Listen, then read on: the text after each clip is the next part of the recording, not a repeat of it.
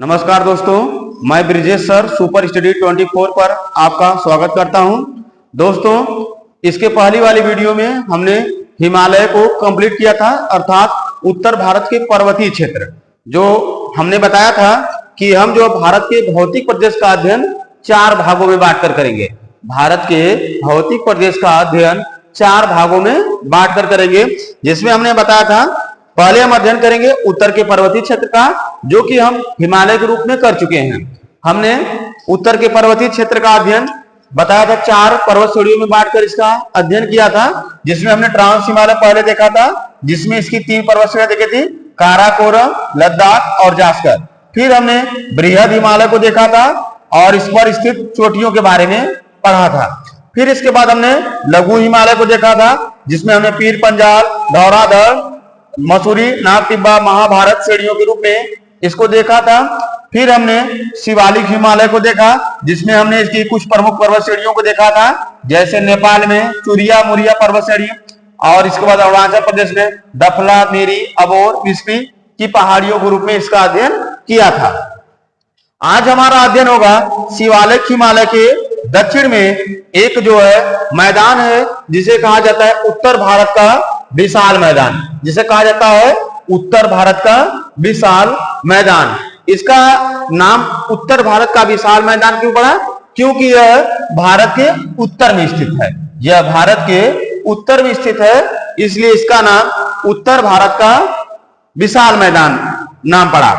आगे बढ़े तो देखते हैं, इसका एक और नाम है जिसे कहा जाता है सिंधु, गंगा और ब्रह्मपुत्र का मैदान। इसे कहते हैं सिंधु, गंगा और ब्रह्मपुत्र का मैदान भी कहते हैं। क्यों कहते हैं? क्योंकि इन्हीं नदियों ने इस मैदान का निर्माण किया है। सिंधु, गंगा और ब्रह्मपुत्र और इनकी सहायक नदियां, जैसे सिंधु की सहायक नदियां हैं, सिंधु के बाद झेलम, चिनाब, रावी, ब्यास, सतलज, ये सब सिंधु की सहायक नदियां हैं।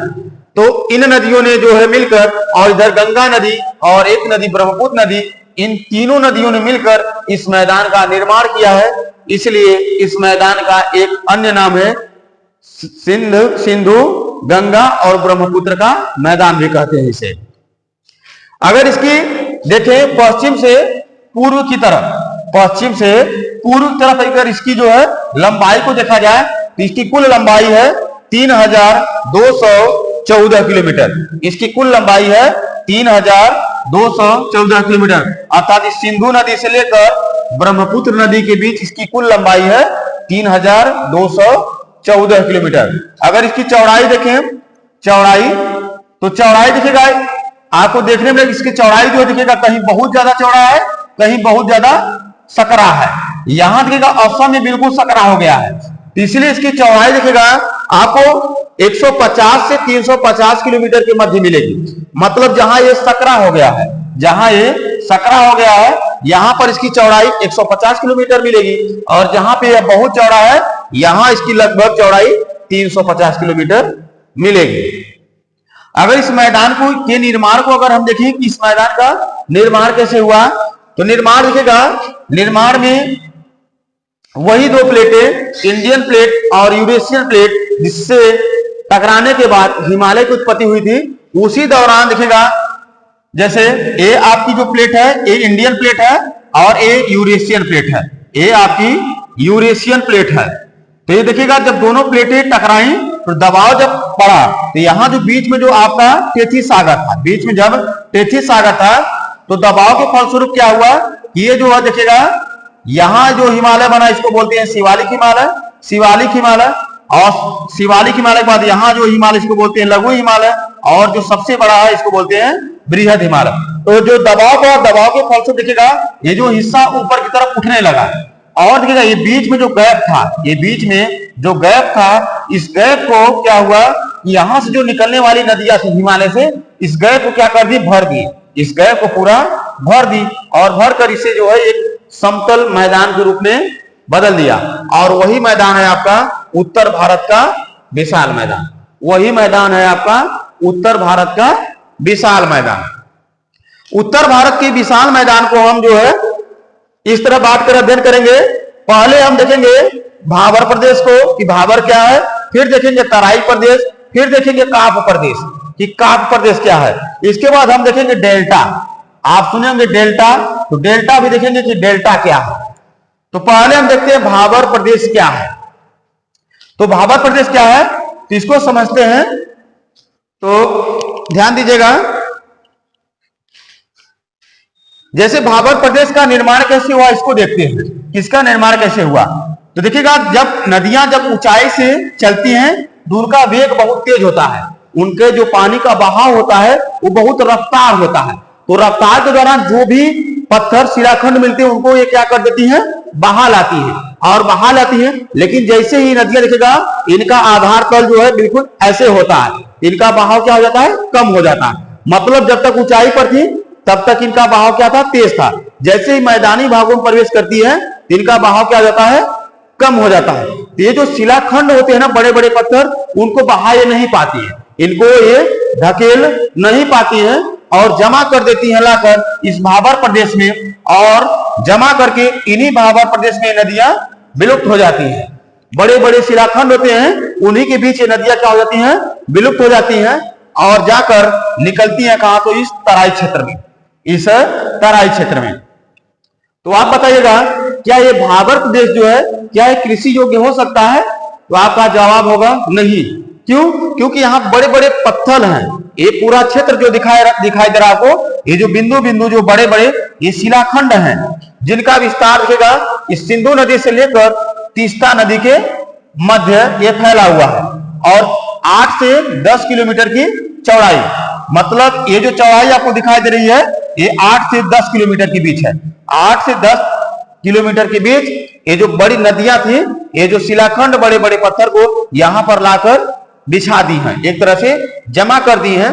और ये पूरा क्षेत्र कैसा है, तो पथरीला है। ये पूरा क्षेत्र पथरीला है, अर्थात कृषि योग्य भूमि नहीं है।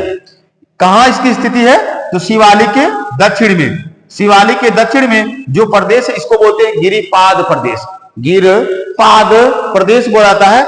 उसी प्रदेश में ये जो नदियां थी इस बड़े बड़े पत्थरों को लाकर जमा कर दी है, जिससे निर्माण हुआ है भाबर प्रदेश का, जिससे निर्माण हुआ है भाबर प्रदेश का। चौड़ाई कितनी है, तो 8 से 10 किलोमीटर, मतलब जहां शिवालिक हिमालय समाप्त हुआ, शिवालिक के दक्षिण में 8 से 10 किलोमीटर की चौड़ाई में और सिंधु नदी से लेकर तीस्ता नदी के मध्य फैला हुआ है। कौन सा प्रदेश है ये, भाबर प्रदेश। ये प्रदेश का नाम है भाबर प्रदेश।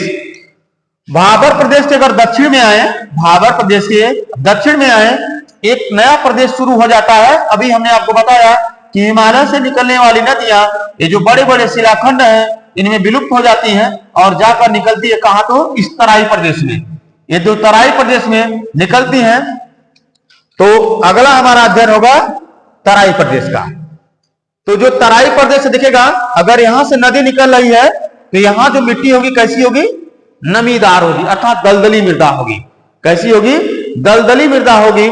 और दलदली मृदा होने कारण यहां दिखेगा मानव के रहने योग्य जो है ये यहाँ का वातावरण नहीं रह पाता, क्योंकि यहाँ पे बड़े बड़े बहुत संख्या में मच्छर, कीड़े मकोड़े, विषैले, अजगर, ये सब जो जीवधारी यहाँ पर पाए जाते हैं इस नमी की वजह से। तो यहाँ आप किस प्रकार की कृषि कर सकते हैं, तो यहाँ दिखेगा नमीदार जो ज्यादा जो जिनको नमी चाहिए, जैसे आपका हो गया गन्ने की कृषि और धान की कृषि। धान और गन्ने की कृषि करने योग्य भूमि होती है जिसे कहा जाता है तराई प्रदेश, जिसे कहते हैं तराई प्रदेश। स्थिति कहां है, तो भाबर प्रदेश के दक्षिण में। और कितनी दूरी तक, तो ये देखिएगा होता है आपका 10 से लेकर 20 किलोमीटर के मध्य, 10 से 20 किलोमीटर के मध्य जो क्षेत्र होता है इसे बोलते हैं तराई प्रदेश। 8 से 10 किलोमीटर के बीच था आपका भाबर प्रदेश और 10 से 20 किलोमीटर के मध्य आपका फैला हुआ है तराई प्रदेश। कौन सा प्रदेश, तराई प्रदेश। कैसी भूमि है, तो दलदली भूमि है। यहां पर किस चीज की कृषि की जा सकती है, तो गन्ना और धान की कृषि। आगे बढ़ते हैं तो एक प्रदेश मिलेगा, इसे बोलते हैं काप प्रदेश। इसको बोलते हैं काप प्रदेश। हमने पहले भाबर प्रदेश को देखा, फिर तराई प्रदेश को देखा, अब देखते हैं काप प्रदेश को। काप प्रदेश के अंतर्गत हम देखेंगे खादर प्रदेश और बांगर प्रदेश कि खादर प्रदेश क्या है, बांगर प्रदेश क्या है। खादर प्रदेश को अगर समझें तो खादर प्रदेश देखेगा एक नदियों के किनारे पाए जाते हैं, जहां पर हर वर्ष बाढ़ आती है और मृदा की एक नई परत वहां पर जम जाती है। तो ऐसी मृदा को बोलते हैं खादर प्रदेश।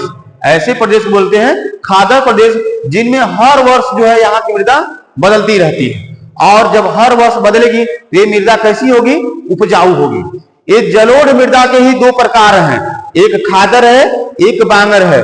जो खादर है ये क्या है, नया है, ये हर वर्ष इसमें बदलाव होता रहता है। जो बांगर है ये क्या है, इसमें जो है हर वर्ष जो नदी का जो पानी है बाढ़ का, वो नहीं पहुंच पाता। ये जो बाढ़ का पानी है हर वर्ष नहीं पहुंच पाता। ये जो मृदा होगी खादर से कम उपजाऊ, खादर से कम उपजाऊ होगी। अर्थात जो बांगर होगी यह एक प्रकार की पुरानी जलोढ़ है, जो खादर है यह एक प्रकार की नवीन जलोढ़ है। जैसे यहां आपको समझाएं तो मान लीजिए यह एक नदी निकल रही है, यह एक नदी निकल रही है, यह एक नदी है। मान लीजिए यह गंगा नदी है, यह एक गंगा नदी है। तो देखिएगा गंगा नदी में मान लीजिए बाढ़ आई, बाढ़ आने के फलस्वरूप क्या होता है, इसका पानी देखिएगा इन क्षेत्रों में फैल जाता है, इन क्षेत्रों में फैल जाता है। मतलब यहां जो हर वर्ष नदी का पानी पहुंच रहा है, नदी में बाढ़ आ रहा है और बाढ़ के दौरान इस नदी का पानी हर वर्ष जो है इन क्षेत्रों में पहुंच रहा है। अर्थात हर वर्ष इस मिट्टी में परिवर्तन आ रहा है। ऐसी मृदा को बोलते हैं खादर। क्या बोलते हैं, खादर। ये प्रदेश कैसा होगा, ये खादर प्रदेश होगा। ये प्रदेश कैसा होगा, खादर प्रदेश होगा। और खादर के बाद यहां चले, ये देखिएगा यह वह क्षेत्र है जहां पर नदी का पानी हर वर्ष नहीं पहुंच पाता, हर वर्ष नहीं पहुंच पाता। मतलब यहाँ की जो मृदा है यह हर वर्ष परिवर्तित नहीं हो पाती। तो ये देखिएगा ऐसी प्रदेश को बोलते हैं बांगर प्रदेश। अर्थात यहाँ पर जो भी मिट्टी मिलेगी वो कैसी होगी, बांगर होगी। बांगर, बांगर अर्थात हमने बताया जो जलोढ़ मृदा है, जो जलोढ़ मृदा इसके दो प्रकार हैं, एक है खादर और एक है बांगर।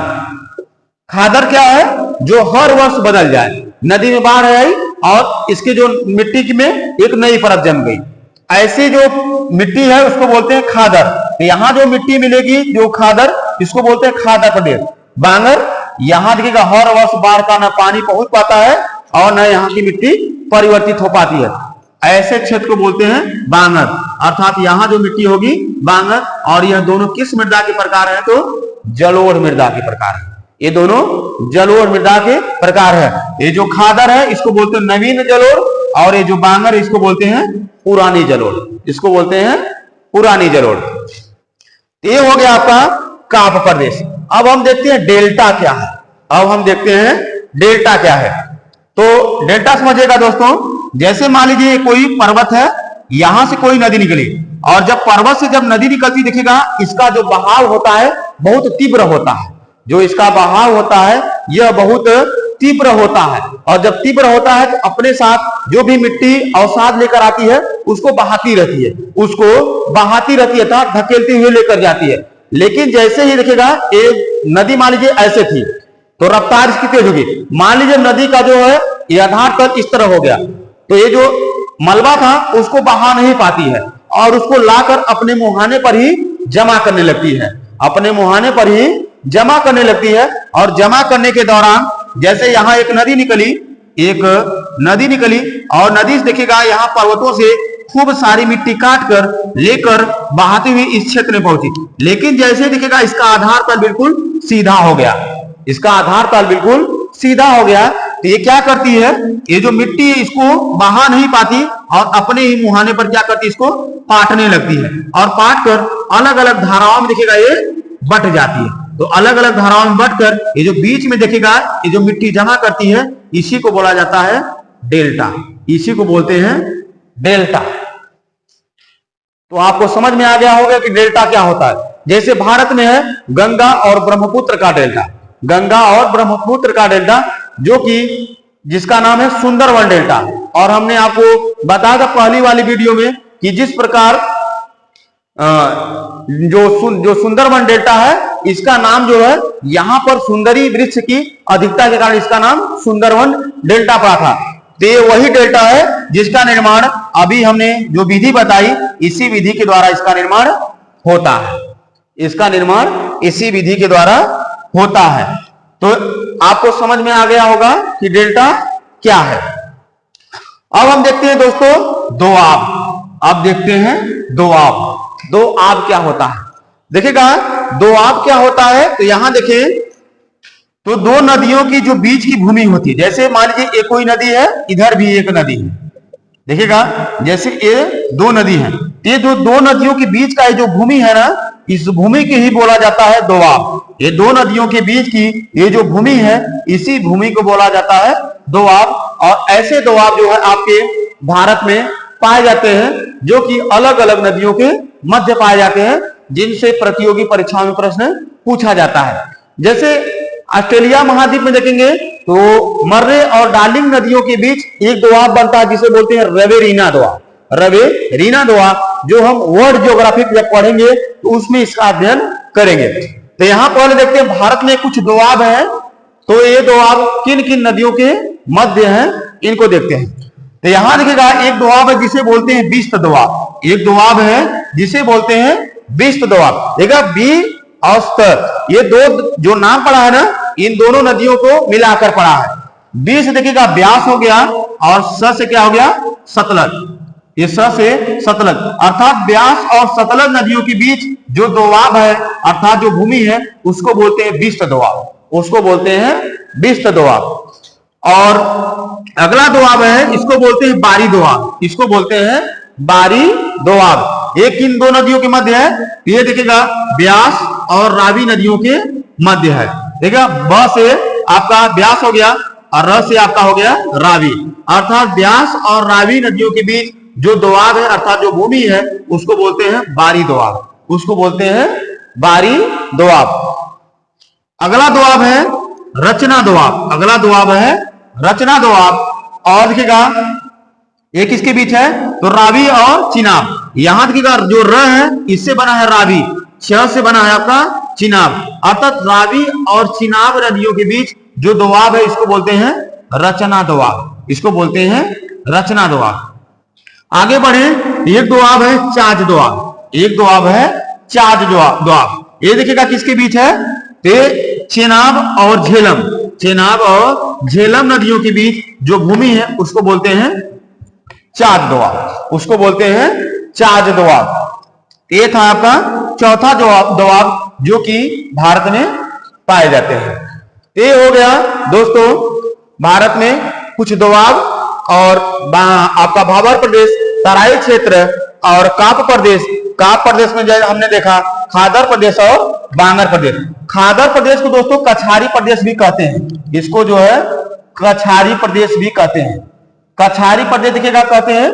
एक क्वेश्चन पूछा था एक बार कि जो कछारी प्रदेश में मृदा होगी, जो कछारी प्रदेश में मृदा होगी, वो क्या हो, कैसी होगी, खादर होगी कि बांगर होगी? तो कैसी होगी, खादर होगी। कैसी होगी, खादर होगी, अर्थात नवीन जलोढ़। अर्थात नवीन जलोढ़ होगी, जिसका निर्माण जल्द हुआ है, अर्थात जो है हर वर्ष जो है नदियों द्वारा जिसमें परिवर्तन आ जाता है। तो इसको जो है कछारी प्रदेश भी बोलते हैं, खादर प्रदेश को। अर्थात यहां जो मृदा होगी वो नवीन जलोढ़ अर्थात खादर मृदा होगी। तो ये हो गया दोस्तों उत्तर भारत का विशाल मैदान। अब जो अगली वीडियो आएगी उसमें हम अध्ययन करेंगे प्रायद्वीपीय भारत का पठार। क्योंकि हमने अध्ययन कर लिया है उत्तर का पर्वतीय क्षेत्र, इसके बाद उत्तर भारत का विशाल मैदान हो गया, इसके बाद होगा प्रायद्वीपीय भारत का पठार, जिसमें हम देखेंगे कि प्रायद्वीपीय भारत का पठार का विस्तार कहां से कहां तक है, इनमें कौन कौन से पर्वत, पहाड़ियां, पठार, मरुस्थल है, जिनसे प्रतियोगी परीक्षाओं में प्रश्न पूछा जाता है। आप देखेंगे कि बिल्कुल इसी क्रम के साथ हम चलेंगे।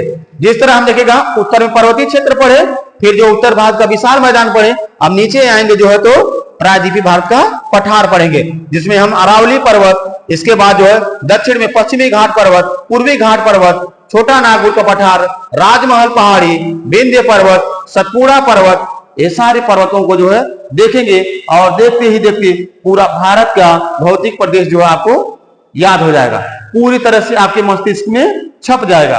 तो दोस्तों मिलते हैं अगली वीडियो में, तब तक के लिए धन्यवाद।